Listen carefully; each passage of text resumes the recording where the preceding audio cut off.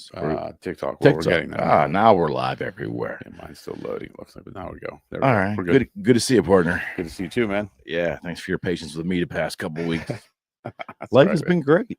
Crazy, but great. Yeah. I'm sure you can agree. Yeah, it's definitely been a wild year. First quarter's over. It was definitely a fun one. Interesting. Is it different than last year? The first, comparing the two first quarters in terms of maybe not growth, but in terms of just activity wise. Different activities, yes. It's definitely growth. I mean, we're not this year. We're not focused on growth as much. It's more of stabilization and efficiencies. So I even sound like Muscano. Well, but because you can only grow so far without breaking things, and we broke stuff last year. So now it's like, okay, let's take a year. Let's really hone in on certain things and just get back to the basics, like generate revenue, get back to business development. So this year there was a lot of activity. This quarter was a lot different than last year's first quarter. Is it more about like putting the puzzle pieces in place? It's just solidifying what we do and getting really good at it. Like really good at business development, really good at sales and marketing, really good at the operations. It's just fine tuning everything we have with who we have, not adding people necessarily right now. It's just because I want to focus on growing quality revenue, cutting expenses where we can, so we increase profitability over time with the without having to grow the top line. I'd like to if we could remain static this year, but increase our profit. That's a win for me. But it's so that sounds like efficiency to me. It's efficiency. It's getting more productivity out of the resources we have, because everybody has capacity on the team to do more. It's just making sure the work's there for them to do, and they're operating efficiently when they're there. So learning a lot. I'm learning a lot. This year has definitely been a roller coaster. I mean, in a good way, but just a lot of just bouncing around. Like, holy shit! Like, what? Got to fix this now. Then we fix one thing. Then we see something else, and it's just the past couple of days I've been like, let's just get back to basics. Let's just all get really good at what we do, and not get out of our lanes. Why do you think any company gets pulled out of that lane? Well, I think ideas pull people out of the lane. Like someone comes up with an idea and we say, oh, everybody wants to be a part of it. But I'm cool with that as long as everybody is really good at what they're supposed to do first. Okay. So it's when you have, if you have someone that comes up with an idea, say, I'm trying to think of, you're a company that makes products and you have an engineer come up with a whole new product line. Everybody thinks it's cool. They all want to be a part of it, but they're not even really efficient at their own product line yet. And they want to spend time over here. It's like, how about instead of spending these hours over here, take these hours, put them over here, get really good here in developing this product line. Then you can shift focus over. Sounds like a bright, shiny object. Yes, this is a lot of the distraction. It's lack of focus, I think, can happen in companies. Yeah. I think with us, it's just been, we have a really good team and everybody's just looking at things from a different perspective. And now we're starting to see, okay, well, let's each just focus on the things we should focus on. We don't need 6 cooks in the kitchen. Right. How about 1 or 2? And then the rest of the people will get input from them, but we don't necessarily need all these meetings to go through everything. So that's kind of the stuff we're working out now. It's a challenge as always. I'm exhausted this year, definitely. Yeah, but somehow I just figure you always figure it out. You always do. I tell myself that. I feel like I do. I know at some point in time I will reach capacity. This has definitely been a year where I've felt like health-wise, I feel great, right? And it's, I just had my doctor's appointment yesterday where, everything's, my markers are good, but I just feel like exhausted. Like I've been running hard for 3 months. Like life has just been running hard for 3 months. Mental exhaustion? Mental, physical, like I'm still up at 4 every morning. I still do my thing, but mentally, like at the end of the day, my brain is fried. Like most days, my brain is just fried at the end of the day. It's like, and it's a lot of one thing I learned about myself the past year, and just, with some of the inefficiencies we've had in the firm, and it's no one's fault but my own. I get so like weighed down the mind when the loop's not closed.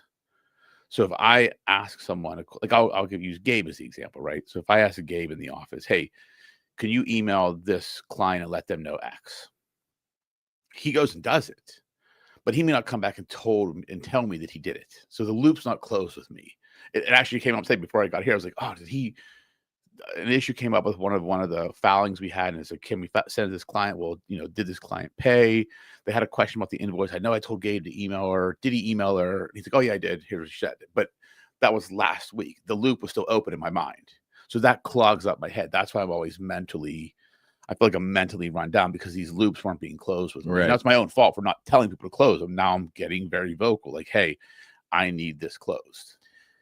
Is some of it maybe the fact that you grew from a one-man operation, you had your arms around everything, and now it's a matter of letting things go appropriately? Yes. Yeah, that is the dance I'm trying to do, right? It's an art form, because I did start just myself. I have a hard time letting things go. I also, one thing I've discovered about myself as well is I will take the burden for people.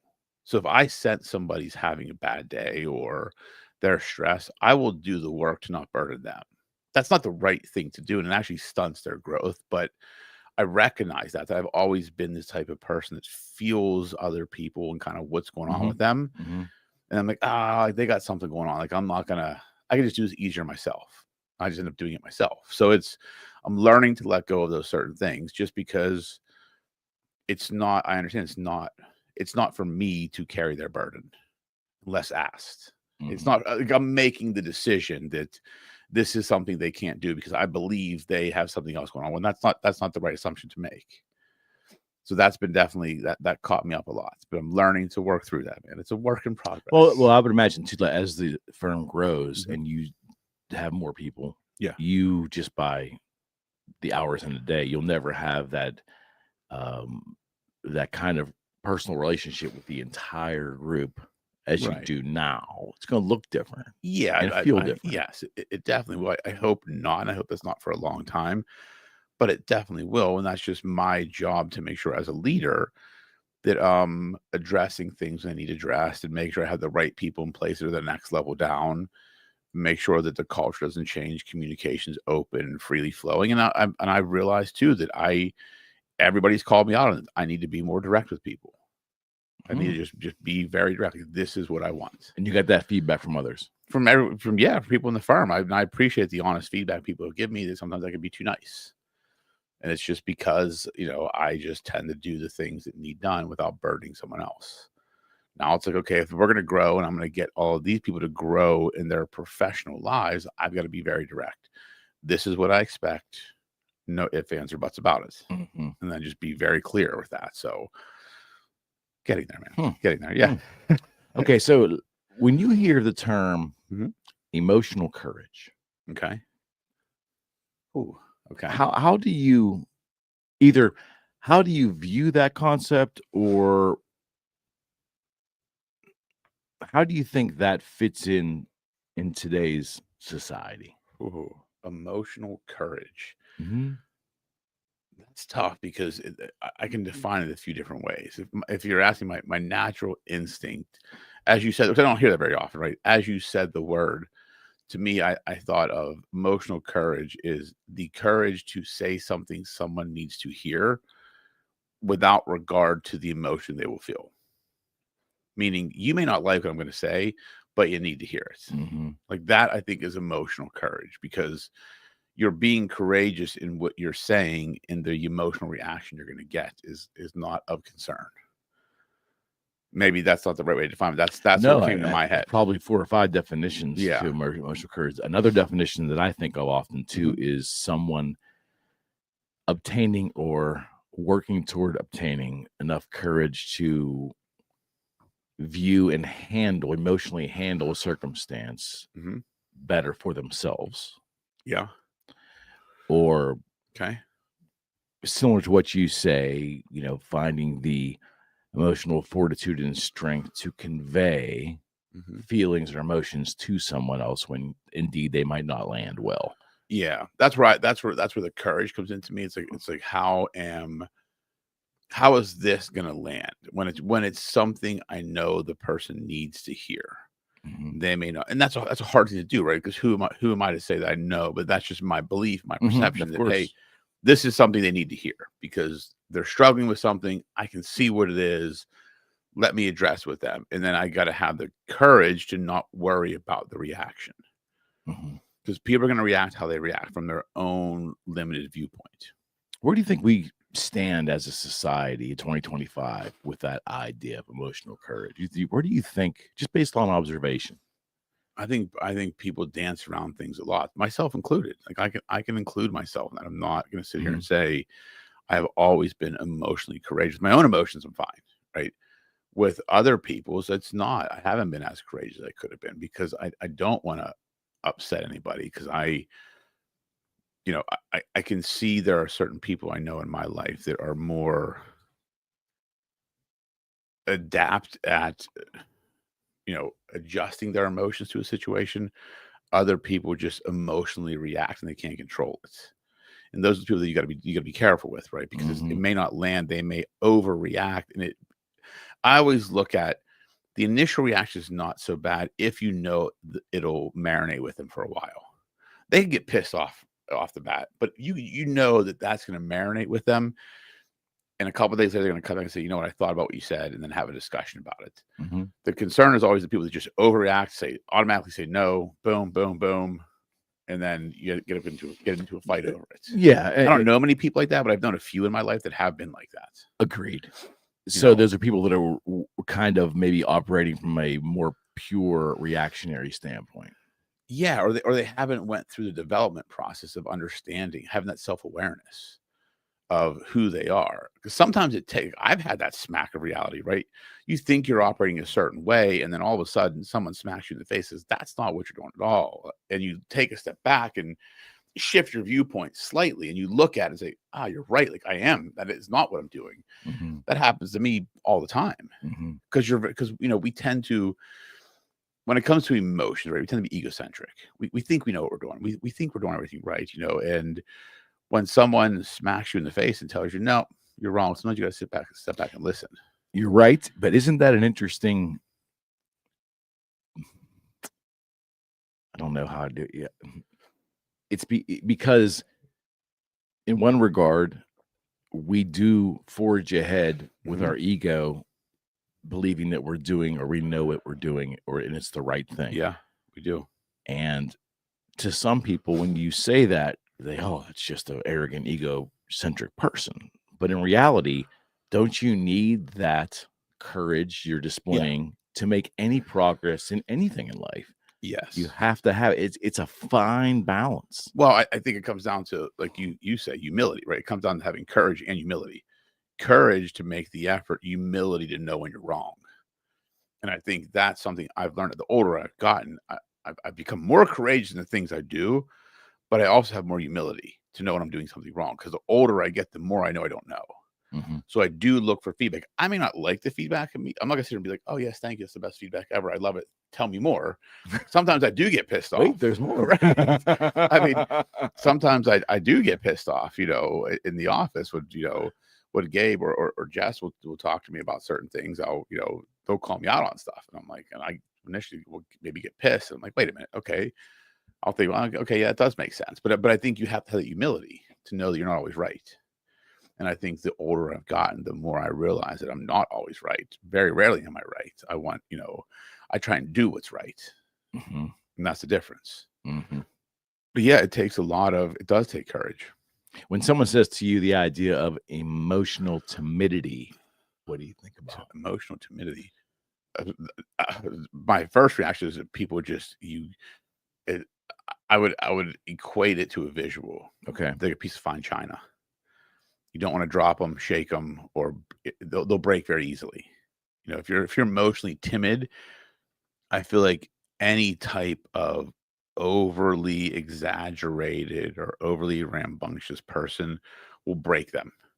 With just their presence will break them, because they can't. If someone has a lot of strong emotion or passion in what they're saying, it creates this, I don't know how to deal with the type of situation. Is there a difference between emotional fragility and emotional timidity? I mean, there could be. In my mind, I'd probably equate them to the same. Mm-hmm. You know, it's just people have a hard time dealing with others' emotions, Mm-hmm. including their own emotions. But I think Bingo. it has to do with other people's emotions, right? Yeah. You know, you see people like I've had friends of mine that they were dating certain people over their life. It's like that's where I was going with yeah, it. the moment the person's upset, like I don't know what to do. I don't know how to. I just don't want to deal with them. Like to me, that's emotional timidity or however you say it, Mm-hmm. because they don't know how to deal with it. They can't empathize. They can't relate to the person. Do you think emotional timidity could also be people that overanalyze or just are not capable of taking the next step or taking a step? I don't know. That's a good question. Potentially, sometimes there could be analysis paralysis that gets people caught up, right? They're overthinking everything, so they don't take, or they want things to be perfect before they move. To me, like to me, like I had this discussion with Emma a couple weeks ago. We were talking. I said we were just talking about some trying to, we meet every week and doing some mentorship. And I just said, just be 80%. It doesn't have to be 100% perfect. She was getting caught up, I think, in wanting to be perfect in the things she was doing. And I was saying, well, just get 80% is good. You're always going to make mistakes. So why that extra 20% takes so much effort and it slows things down so much? Just get it to 80% and I'll help you get that other 20%. Right. And I think just being comfortable where it doesn't have to be perfect, you don't have to always be right, really helps push that person forward. It's hard though with a person that leans heavily on perfectionism. Absolutely. For their operation. And I'm guessing the type of people you're probably hiring, yeah, you probably have some folks that really like to be spot on. Well, yeah, I mean, our profession is an exacting discipline, right? Correct. I mean, there's gray in the law, which that's the part I like, that I can make the argument either way. But there is, if you are taking a position, you want to be as right as possible, right? So there is, there is like the exactness to what we do. So yes, when you hire good lawyers, like they want to be right, they want to make sure their argument is crafted correctly, and each step along the way makes sense and leads to the next step. To me, I go off instinct sometimes and gut, and I'm like, okay, here's where we are. If I can get to 80%, the other 20 I'll figure out. But if I can get to 80 so much faster than the other people, then I could get to 80%, mess up and solve it before this person even gets to 50%. So because they're overanalyzing everything. So when did you develop that tactic? I don't know. I think it's just I've always had that ability since I was a kid to just look at a problem differently. Mm-hmm. I always said, okay, like what's really going on here? And I would try a solution. If I didn't always have to. I was never a perfectionist. Like I didn't always need to be right. I wanted to just take action. It was about taking it. And I think if you're an action oriented person, you get to that 80% naturally, right? Because you're going to take actions to get you there. And then you dial in the other 20%. Like I didn't have to make sure I had it all figured out. When I started the firm, I saw the next step. That was it. So I think it's just been a natural instinct or a natural ability I've always had to just look at the world that way, where I didn't have to see the whole path or the whole solution to the problem. I had to get to here, and then I'll figure out the rest. I would imagine, though, confidence aids in that, right? Sure. Self-confidence, having some emotional muscle, yeah, and so forth, knowing that you can somehow and you will figure the rest out, figure that extra 20% out. Yeah, and that's what happened overnight. That's where doing the reps comes in, right? So it's when I started out as a lawyer, I didn't have the confidence that I could solve every problem. Like I remember, I tell sort of the time when I was a young lawyer, I remember, as a first year, seeing these guys that were practicing 20 years, and just hearing how they talked and how they solved the problem. Like, I'm never going to be that smart. Like, how is that possible? Now I'm that guy. And I'm like, it's pretty easy. I don't got to know everything. And that's what they would tell me back then. I don't know everything. I just know how to solve the problem. And I never really understood that till I got to that point in my life where I am. Whereas like, it's not about knowing everything. It's just knowing how to solve the problem at hand. And sometimes the problem at hand isn't the one everybody thinks it is. And you've got to be adaptable enough to look at a situation and adjust and say, that's not what's really going on here. And be courageous, bringing it back to courage, being courageous enough to ask the next question, regardless of what the response you get will be. If it triggers an emotion or if it pisses somebody off, because a lot of times in a situation, that next question is the one that's going to sting the most. Certainly. But that's the question that needs asked, because that's how you get to the essence of what's actually going on. And that's just something I've learned over time to do. Yeah, we tend to be so impatient. And I think that the issue oftentimes is that people that are new to a position or a career, they do look at people that are in their field that are more experienced, and they see levels of confidence and they see levels of skill. Yeah. And an outsider looking in there would say, oh, well, you can easily see that these people are experienced and it's going to take some while and you will get there. Right. But to live it, I don't know if it's because we're just naturally impatient. It's intimidating for some, seeing what you just described, comparing yourself at that time to those more experienced attorneys. And I always have wondered why people sometimes are afraid to trust in the process of life. Do you know? That's a great question. That is actually a really good question, because I always say, if someone's done it, just reverse engineer it. Of course. And that's all I've ever tried to do. Is like, how do I do this? And I think everybody, because I'm the same way, we all get caught up thinking, maybe I know a better way. Maybe that's not for me. But hey, like, a lot of times there is a process already there. Just follow along. But people don't necessarily want to do it. It's like they want to either find their own, or they want to discredit it, or discuss it, or dismiss it. It's interesting. That's a really interesting question. Like, how do you see it? So I can only go by personal experience. Okay. When I started out in my career, I was very confused, but at the same time, I would admire those who were successful in the company I worked for. Yeah, I want to be like them. And at the same time, I happened to be reading, it wasn't even Jim Rohn at the time, believe it or not, it was Anthony Robbins, and I was learning about modeling. Yeah. But not just modeling in conversation, looking at the bigger picture. Yes. And understanding how these people talk and walk. And some of the things I tried to emulate were superficial, but I did pull nuggets out of that. And to me, it was a natural reaction. Like, I wanted to not reinvent the wheel. Yeah. I wanted to say, hey, they did it. Yeah. I don't know much about them, but they can't be much more skilled than me. They figured it out. How they figured it out, I'm just going to emulate what I see. Yeah. That worked really well all through my sales career, all through the 90s. And then when I went into entrepreneurship, I figured, well, I'm going to do the same damn thing. Yeah. Right? It makes sense. Yep. Uniquely for me, I did something that was new at the time. It was the internet. It was selling high-end items out of my basement and this new thing called eBay. Yeah. The most frustrating thing for me for 12, 15 years prior to that, I was used to modeling other people, successful people, and not reinventing the wheel, just refining certain things, making them my own. Yep.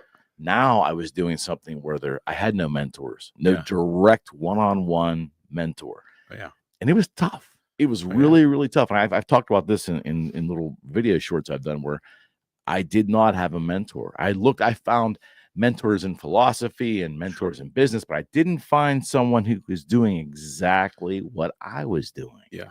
The cheat code wasn't there. Yeah. And that's when, for me, the growth happened. Yeah. It pushed me to the point where I had to really take more chances and really be settled with my own uniqueness.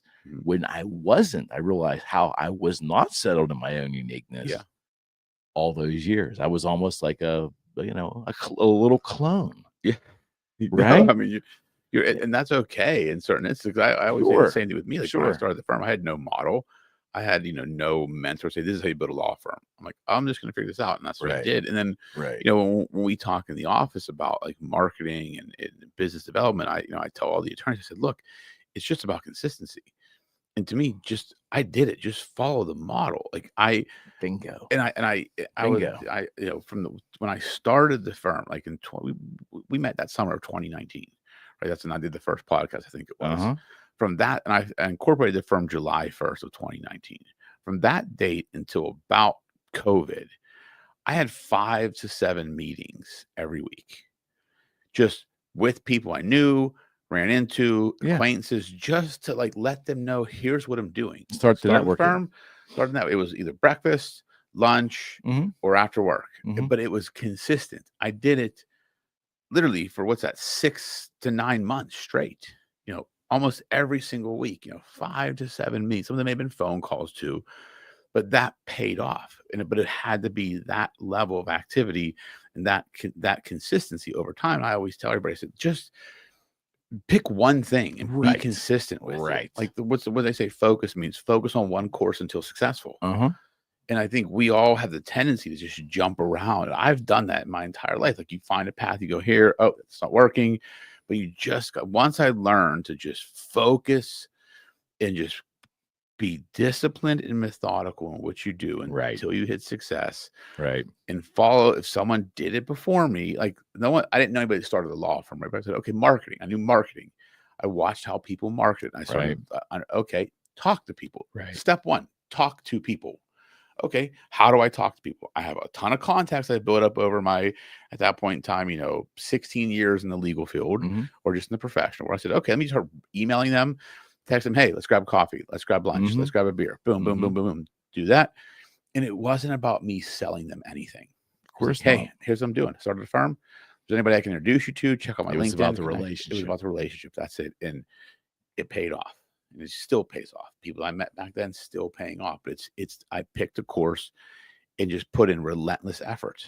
Okay, so let me go back to my question about why don't we sometimes trust the process of life, especially when we're younger. Let me flip it on its head. Do you think part of the reason with some folks is that when they come out of high school or they come out of college, the world they're living in, maybe the way they're reading or their inputs are, they feel like they don't want to trust the process because that it basically requires getting a mentor or analyzing the playing field and modeling certain behaviors to be successful, because they're being told you have to be unique.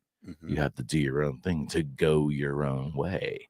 And they're not really understanding how that uniqueness can fit into that business world. You see what I mean? There's a confusion there. The reason I say that is because that when you see so many people on social media striking out into entrepreneurship, part of you says, fantastic. Love it. Yeah, absolutely. Yep. A part of me also says too, that they haven't even experienced any type of organizational success at this point in their life. Yeah. Do they not even understand how to fit in and make it work for them too? Do you see what I mean? Yeah, they're hell-bent on doing things their own way because they're kind of being told that's the path. Whereas we were being told the opposite, to our detriment too. That entrepreneurship, you're going to be broke, you're not going to have a paycheck, you're not going to feed your family, you're going to be starving. We had all those negative inputs too because of our demographic, right? Yep. We were the other direction. But I wonder if sometimes the uniqueness you are. Well, that's the ego getting in the way, right? When you think correct, about it, it's. But do they know any better?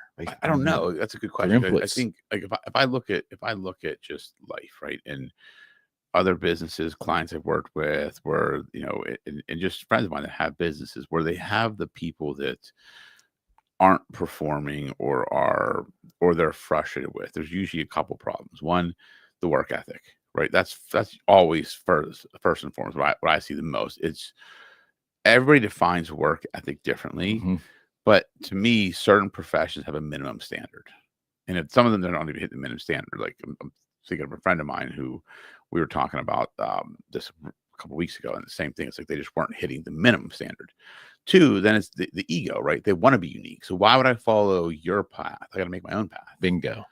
It's like, no, not necessarily. You're your own unique person. You don't have to do and be me. But if I cleared a path, right? Like look at a fullback and a running back, right? Two totally different people. The fullback's clearing the path. The running back just follows along. Most and they break out. And that's kind of, you use the same analogy, right? Like if you have a good fullback in front of you in business, it's kind of carving the way or carving the path. Eventually, you'll break out from them. But you got to follow along long enough to get through all the shit, right? To get through the line in the secondary, right? Then you break out and score your touchdown, right? But that's the way I look at it. I think a lot of times we all have ego, right? I think it gets in the way of a lot of things. I always viewed it this way for probably most of my journey. I've and maybe it was because I came from a purely corporate environment, but I felt a lot of freedom when I started Boogie Street, and once we got some success, a lot of freedom. And I came to the conclusion that I only earned the opportunity to indulge in uniqueness when I already had a level of success that I earned. Meaning, I learned the guitar business. I learned the internet sales business. I went out and I did it. Yeah. By hook or crook, I did it, and I gained success. Once I got to a certain level of success, I was afforded an opportunity to be more unique, to take a little more chances. These are things that I couldn't do right out of the gate. Right. I hadn't esoterically earned it yet. Okay. The ability to do it. Okay. Interesting.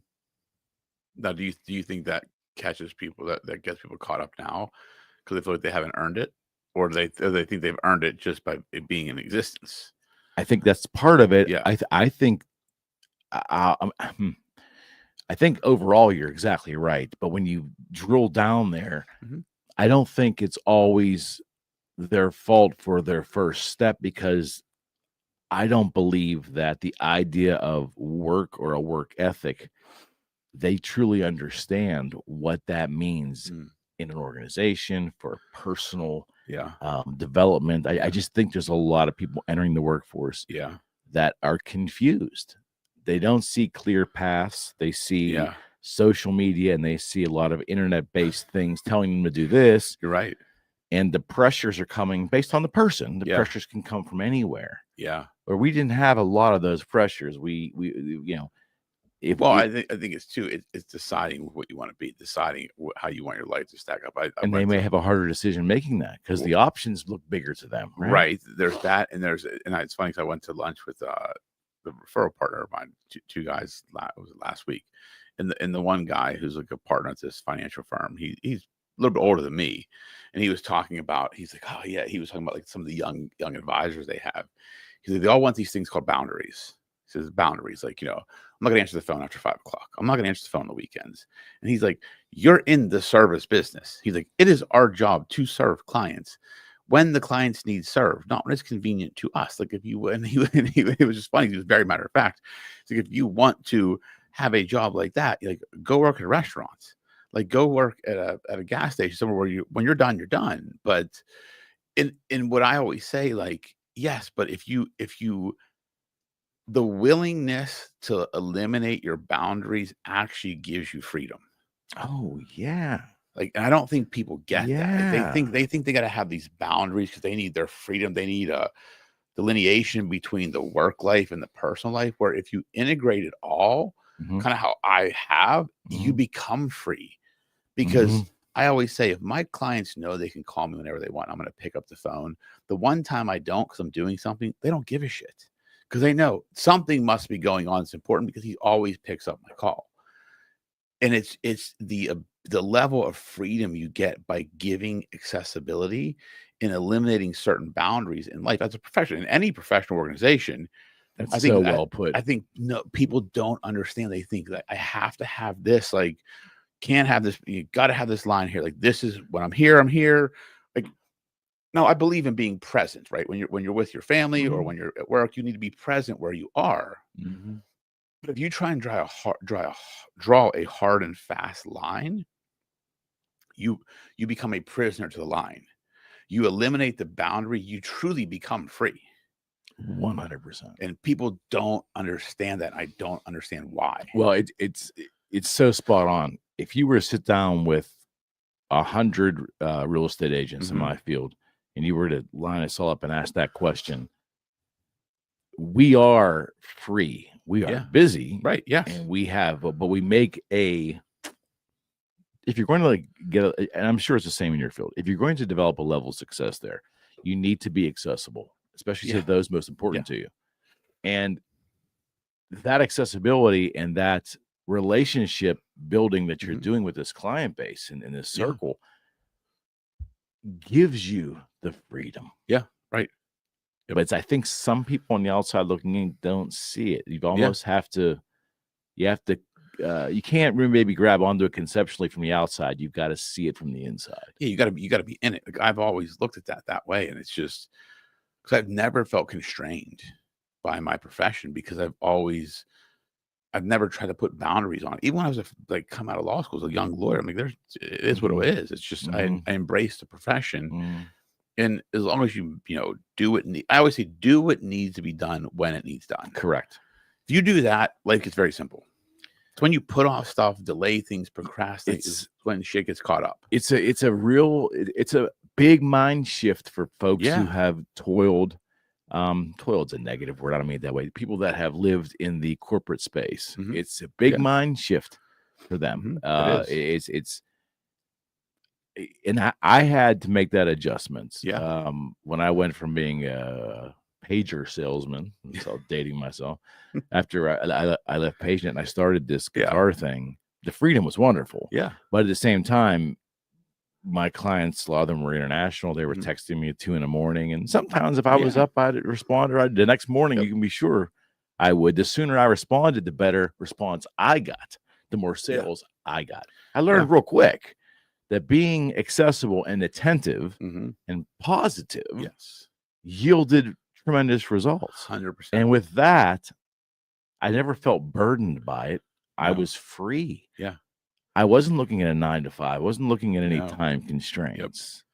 Right? It is the most freeing feeling when you eliminate the boundaries. And people think I'm crazy. Like, oh, you work all the time. It's like, okay, is it work or is it just I live? And work is just integrated as part of what I do. Of course, I have to. Like that's just what I do. But that has truly given me the freedom. And that's the same thing when they say discipline equals freedom.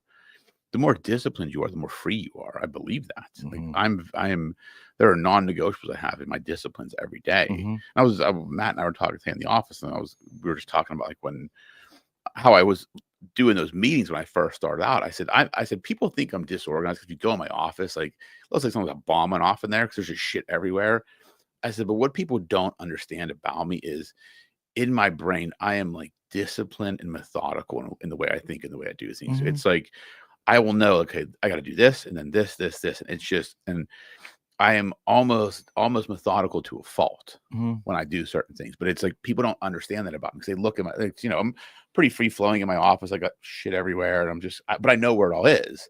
But when it comes down to certain routines that have given me that freedom in life to kind of live the way I want, I'm methodical. Well, that's your own personal process. Well, yeah, it is. But I think if people learn to adopt a discipline like that, or just whatever that discipline is, it's hard. It's funny. It's like anytime you bring up the big D word to people, it's a tough situation sometimes because it doesn't always land well.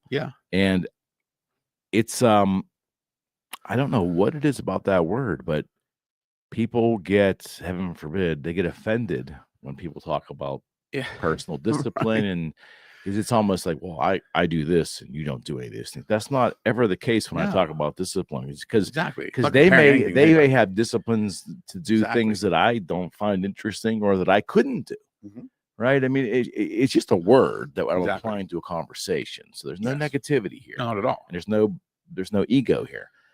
But being disciplined and understanding a logical path towards success that you can see, and then being disciplined in your working toward that is the key. That is the key. 100%. End of the game. End of story right there. 100%. Regardless of the field. Yes. You can see it, know how you fit in there, and then you can see by doing these 3 steps repeatedly and you're going to get there. It always works. It's so true. I was listening to a video on the way here. Like Andrew Tate, he was listening to one of those videos that comes across YouTube, and it was talking about discipline. And I just took one sentence he said, and he's like, you're not tired. He's like, you're not unsuccessful. He's like, you're not disciplined. He's like, if you're disciplined, you're not tired. He's like, if you're disciplined, you'll be successful. It's the people that complain about, oh, I'm tired. Oh, I'm this. He's like, you're just not disciplined. He's like, motivation is fleeting. Like motivation doesn't fucking matter. It's disciplined. And if you have a discipline and really hone in on it and truly commit to if people would commit to being disciplined for a year and even a month in one aspect of their life, that life would completely change. Like that's what I did last year. I really got disciplined with my health. And like, I feel like a completely different person this year. Don't you feel you always have to have that now as we get older? Absolutely. It's so much harder. But like, I'm out of bed at 4 o'clock every morning. I know your pain. But it is a discipline, right? It's, do I want to? No, but it is a discipline that is non-negotiable because my priority is my health, because my health leads to so many other things. And it's, and I took last year and really focused on that. And like, I feel the best I felt in years. Yeah. And I just think that everybody can be disciplined. And usually if you dig down deep, even someone who appears to have no discipline, you dig deep enough, you'll find something that they really love. Yeah. And they do it repetitively. Yep. You know, they're disciplined in that regard. Yes. Then they might be feeding the wrong stimulants for them. Yes. But you dig deep enough, you'll see. Well, you got to find out what it is. That's that one quote that always sits with me. Like every time I'm doing something, it's like, if you want it, you'll find a way. If you don't, you'll find an excuse. Absolutely right. And every time I hear myself making excuses, I'm like, oh, that's no. I'm just making an excuse. Like I need to find the way. If this is, or if I find myself making excuses, I'll take a step back and say, is this really what I want? Yeah. Because why am I giving myself excuses? And that is sometimes a radar or a warning bell going off for me that maybe this isn't actually what I want. You know, like it's, how many of those moments have you had in your life? A few. I mean, I had one this year. Like we have that subscription service we built out, and the software system we're using, I was gung ho about at the beginning of the year, but like I kept making excuses. Like, this isn't, you know, and it's, so I took a step back and I'm saying, well, maybe this isn't the right system. But at first I was pushing forward, like, no. But I kept giving myself excuses. Oh, I need more time. Oh, it's clunky. Oh, it's this and that. It's like, wait a minute. I took a step back and said, I'm just not bought into the system. I don't think the system is the best, but I was trying to force it in my mind because I knew the product we're selling is what it matters. It was the framework on which we were selling it. I found myself making these excuses. I took the step back and said, okay, that's my intuition telling me this will do for now, but I'm not married to it forever. And I had to give myself that permission to say that. Then I'm like, okay, then I move forward. Do you have circumstances where the ego prohibits you at times, at least initially, from making the right decision? I'm a dude. Yes. Ego gets in the way all the time. Yeah. There was a moment where I was just starting my company and I was getting, I had this Washburn agreement out of Chicago where they were going to let me co-brand with them, which was a huge opportunity. Yeah. And I was a guitar snob, meaning that I only liked American-made instruments. That I only want to be associated with quality American-made instruments. Now they're more expensive, and they can only be produced in small batches because. So it doesn't do me any good to create all these designs and order 500 of these, but then taking 5 years to make them all. Yeah, right. I mean, it wasn't. It was a. It was not an accurate way to take my vision. Okay. So I had to open up my ego aside for a second and say, hey, can we make high quality import guitars to supplement our USA product? Yeah. And that's what we did. And once I put my ego aside that I am going to be making import guitars, everything changed. That's when the explosion of success happened but I had to put my own personal preferences and my own ego aside. Yeah, that's hard to do. It is hard to do. It really is. Especially when you're doing something that involves your own creativity. Yeah. I mean, you know, I'm not creative like you. I'm a lawyer. We're boring. By the way, today is International Be Kind to Lawyers Day. Oh, we talked about that this morning on the radio all morning long. You realize that no one really talks about it because no one really wants to be kind to lawyers. So let's just throw that out International there. Be Kind to Lawyers Day today, April 8th. Okay, so please be kind to me. Definitely. But I think to your point, like I think there's many times where egos got in the way. That's part of my lack of letting go of control of certain things. It is partially my ego. I can admit that it's partially my ego because I want it done a certain way. Sure. But I'm learning to trust people because if we're going to grow to the level I want to grow, I have to let go of things. I can't carry it all on my back. And it's hard.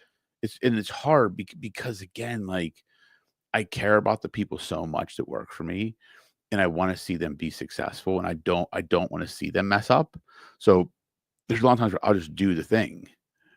It sounds like raising kids to a degree, right? No, because you do like, look, when you work with people for so long and you you truly care about their well-being, and you care about their mental well-being, their physical well-being.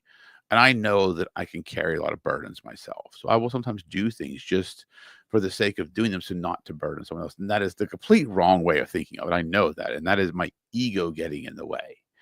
And I'm learning to, like, I'm embracing the letting go of that. And I'm trying very hard, and I will let go of it. It's a work in progress. I'm telling everyone in the office to bear with me because I'm getting there. But it's hard because I believe I'm a servant leader. And I believe, I'm by nature, I'm a protector and a provider. So I want to make sure everyone's taken care of. So that is me. That is, no one put me in that position. It's my ego telling me that's what I need to be. So that's where my ego gets in the way, right? I have to be that person. I have to be the one to go do this. I have to be the one to do this. I have to be the one to develop all the business and do all these things. So I'm slowly learning to let go of those things and let other people do them, and be okay if it's not the way I want it done, as long as it is done. It's hard, though. It's hard. On a personal level, I had a moment where I had to, it was an awakening for me. Okay. It's funny, but I was, my son probably was in the 9th grade. Okay. And a longtime friend of mine, a big baseball fan, out of Arizona. He was running a fantasy baseball league. And for whatever reason, my son was really into fantasy baseball. He just, really loved it. Okay. So I said, hey, they were looking for somebody else to join the league. And I, not my bag. But I said, hey, my son loves it. And I was orchestrating, getting my son in contact with this guy. And I was doing all the answering for my son. Yeah. And he was in mind you, 9th grade now. He had his own email address. They have phones at that age. Yep. And Paul, the guy, said, hey, Dad, step aside. Let Austin handle his business directly. Okay. I'm talking to Austin now. Okay. Oh, wow. And it was like, I didn't take it personal, but it was a personal moment of whoa. Yeah. Whoa. I'm used to just taking care of everything for these kids, him and his sister. I'm used to doing that. Yeah. Here's an example where I have to. Yeah. I'm not the caretaker here. I need to let it's a hard let thing the student walk on his own. It's a hard thing to do, especially growing up like we grew up, right? Like we grew up similar. I think it's just when shit came, you just figured it out. You just solved the problem. Like, you didn't go look for help. No. You just learned to figure it out and deal with it. And why do you think we were that way? We that's what we observed. You think? I think that was the generation. That was the way the world was, right? Like, wasn't coddled. No, not at all. It was like, figure it out. Like, you have a brain, you have 2 legs, you have 2 hands. Like, figure it out. You want something to eat, you can cook it. Like things like that. Like, I think we were just given the freedom to make choices and solve problems. Do you think our parents still thought we were coddled compared to what they went through? Oh, I'm sure we all, down the line, 100%, each generation looks at the because you always want to do better. You always want your kids to be better off. I hope that's the excuse I've been using. But it's true. Like, you do. Like, I know that I've coddled my kids to an extent, but I also try and teach them certain things. Certainly. But I'm still their dad. Like, the girls still know that they'll get whatever they want from me. Of course. Within reason. Obviously, they may be listening. So, but it's true. You want to do that, but I'm also learning that is a disservice to them. Like, I want them to learn how to do things on their own, to stand on their own 2 feet. And, my mom always did a great job of teaching me, responsibility, and she always said, I'll trust you to give me a reason not to. And I never wanted to break that trust. So it was very much imperative to me that I did the right thing. I didn't always do the right thing, but for the most part, I did. And I just want my kids to do that too. Just do the right thing. Like, you don't have to always be right. Just do what is right. Correct. And that's something I stress highly. Well, I'm sure you had these moments with Gabe, but for me, just watching my daughter finish college and watching my son get through college and now working at this firm in downtown Pittsburgh, and I'm driving to the studio the other day. I'm saying, so my son is going to get up this morning at 8.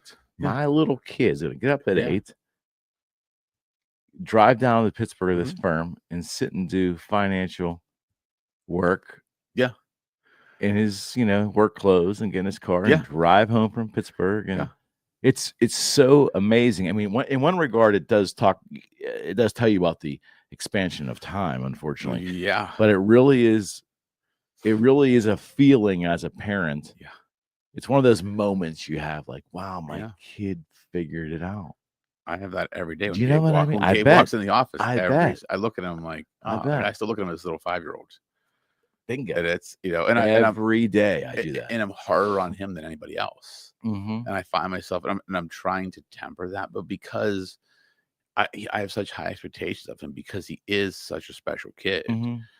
Like we had the Pirate game on Friday, and I got. Did you freeze? Well, no, it was pretty. It was pretty nice. But he was in charge of the wristbands to bring, and so we get on the bus to go down. We're like down the street, and he's like, "I forgot the wristbands," and it wasn't a big deal because we had time. The bus went back, but I reacted in such a way that I looking back, I shouldn't have. But it was like I was so pissed because I expected more from him. Right. Anyone else, I was like, well, no. But it's like I trusted him with it, and it wasn't his fault. Like it shouldn't have been in his responsibility. He was there having fun. It was a day for him to have fun. Like I should have taken that responsibility, but I put it on him, and then I got pissed. And then it was funny because at the end of the night, like he came up to me and he's like, I'm seriously, I'm so sorry that'll never happen again. I didn't want him to say that, but I knew that that's all it would take for him to never make that mistake again. Of course. And that's what I appreciate about him. Like he will make a mistake once and then learn from it. Now he'll may adjust things and things happen, but it's just cool to watch like how they develop and just how, having him come in every day and I realize that I am too hard on him sometimes, but that's because I want to see what he's capable of. And I'm learning to, that's another thing I'm learning to let go of, to not push him as hard, because he does have a lot of responsibility on his head at his age. It's such a fine balance. It's the hardest thing to balance. It is, because it's like I'm still his dad and I look at him like he's my son and I love him to death. And the difference between sons and daughters, it's so different. We shouldn't probably as parents be handling each so differently, but we tend to do that. You have to almost. I guess. I think you have. There's no way not to do it. Yeah, because it's just there's different levels of fear involved. There's different levels of concern. There's different levels of knowledge you impart upon them. For sure. And you just look. I would always say, like, I have to be the man Gabe aspires to be, and the man the girls will measure every man against. Like that's how I've always looked at it. So like I will always make mistakes. I'm flawed as a human. I'm flawed as a man. But if I do more good than not, that's all that matters. Definitely. And I just walk the right path and teach my kids the right things. That's all I can do as a parent. It was a good one. Yeah, it was. It was a good one. Yeah, it was 2 weeks with a lot of pent up discussions, I guess. Yeah, for sure. Thank you all. Yeah. We'll see. Hopefully. Remember your keys next time. Yeah. See, I had to out me. I had to do it. Well, it wasn't my finest moment. I will remember the keys next week. Good. See it. I knew you were going to get it. Come on, man. I had to. I know. I deserve it.